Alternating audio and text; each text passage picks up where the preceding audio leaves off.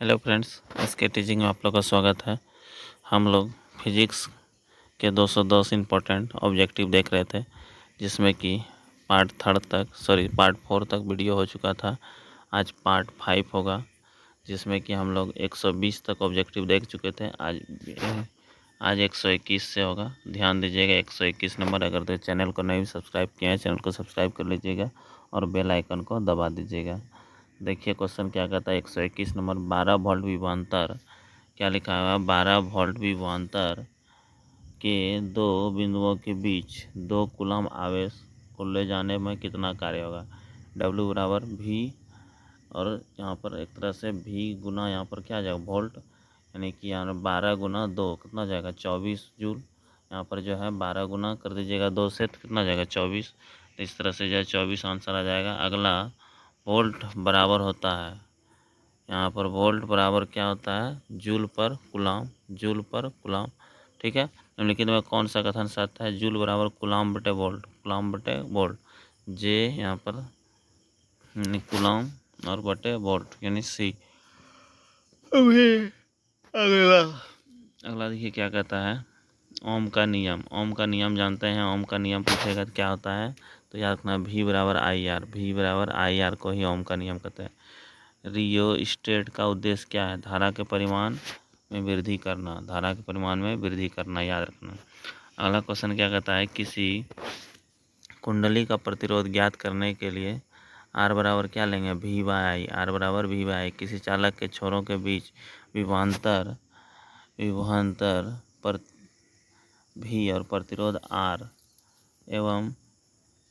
R एवं प्रवाहित धारा I के बीच संबंध R बराबर क्या होता है, याद रखना है, R बराबर V बाई आई, R बराबर V बाई आई हो जाता है। ठीक है, तो इस तरह से हम लोग जो है 127 नंबर क्वेश्चन हो गया है। अगला 128 नंबर देखिए क्या कहता है, ध्यान दीजिएगा। क्वेश्चन कहता है, एक विद्युत हीटर की कुंडली जिसमें प्रतिरोध 55 ओम है, तो यहाँ पर जो है इसके बाद फिर 220 वोल्ट के स्रोत से विद्युत धारा लेगी, तो उसका मान क्या होगा। इसको भाग दे दीजिएगा तो कितना एम्पियर हो जाएगा, 4 एम्पियर।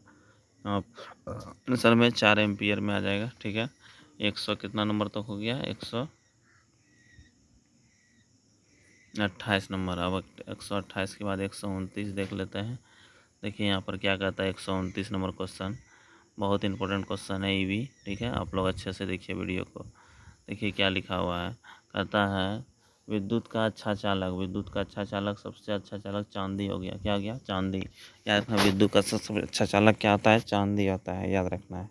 अगला देखिए 129 के बाद 130, ए मीटर का प्रतिरोध, ए मीटर का प्रतिरोध बहुत छोटा है, यानी नगण्य के बराबर होता है। ए मीटर में जो प्रतिरोध होता है वो बहुत कम होता है। ठीक है, याद रखना। विद्युत बल्ब का तंतु बना होता है, इंपॉर्टेंट क्वेश्चन है ये हर एक बार एग्जाम में पूछता ही है।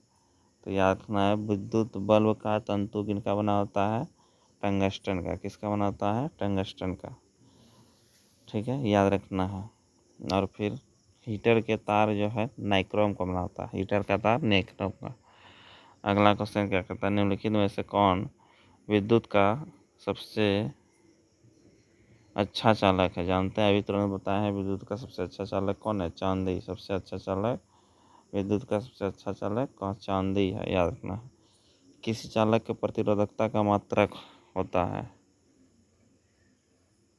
प्रतिरोधकता का मात्रक ओम मीटर होता है। क्या होता है, ओम मीटर, याद रखना है। चालक एवं प्रतिरोध निर्भर नहीं करता है, याद रखना। चालक में प्रवाहित विद्युत धारा पर, चालक में प्रवाहित विद्युत धारा पर निर्भर नहीं करता है। अगला क्या कहता है, ताप बढ़ने से चालक का प्रतिरोध डैश होता है। ताप बढ़ेगा तो प्रतिरोध भी बढ़ेगा एक तरह से। यहाँ पर प्रतिरोध का ऐसा मात्रक क्या होता है, प्रतिरोध का ऐसा मात्रक प्रतिरोध का ओम होता है। क्या होता है, ओम, याद रखना है आप लोग को।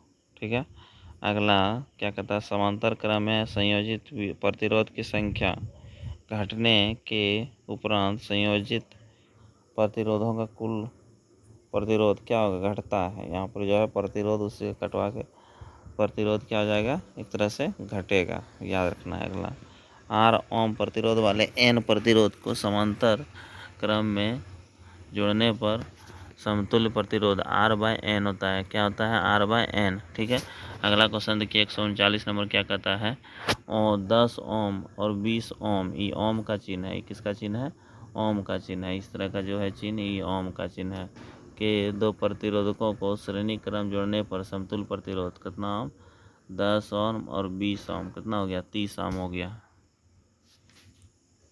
एक विद्युत सेल में धारा प्राप्त करने पर उसके सिरों के बीच विभवांतर का मान, विभवांतर विद्युत वाहक बल के से कम, विद्युत वाहक बल से कम, जब एक से अधिक प्रतिरोध श्रेणी क्रम में जुड़े रहते हैं तब कौन सी भौतिक राशि इनमें समान रहती है, विद्युत धारा, कौन सी, विद्युत धारा, याद रखना आप लोग को, विद्युत धारा यहाँ पर, ठीक है।